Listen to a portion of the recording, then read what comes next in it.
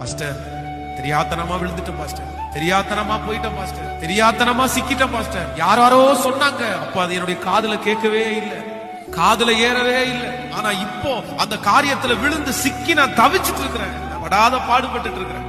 இப்பதான் தெரியுது அது தப்பு. ஐயோ, நான் என்ன செய்வேன்னே தெரியல. இதுக்கு மேல நான் எழும்புவேனா? இதுக்கு மேல நான் காப்பாற்றப்படுவேனா? திரும்ப இழந்து போன மதிப்பு எனக்கு வருமா? நான் தெரியாம இப்படிப்பட்ட ஒரு காரியத்துல சிக்கிட்டேன். ஆண்டவர் எனக்கு ஹெல்ப் பண்ணுவாரா? இப்பொழுது அது ஒரு பாம்பை போல எனக்கு முன்னாடி வந்து நிக்குது, எனக்கு விரோதமா அது வந்து நிக்குது. நான் மீள முடியாத ஒரு சிக்கலுக்குள்ள விழுந்துட்டேன் அப்படின்னு யாரோ ஒருத்தர் இந்த உபவாச ஜெபத்துல அழுது கொண்டே இருக்கலாம். ஆனால் உங்களை பார்த்துதான் ஆண்டவர் இன்றைக்கு வாக்கு கொடுக்கிறார். நீ அறியாத செய்த காலம் தானே, நீ தெரியாம விழுந்துட்ட. சரி, யாரோ ஒருத்தர் சொன்னதுக்கு அப்புறம் கூட உன் புத்திக்கு அது எட்டல.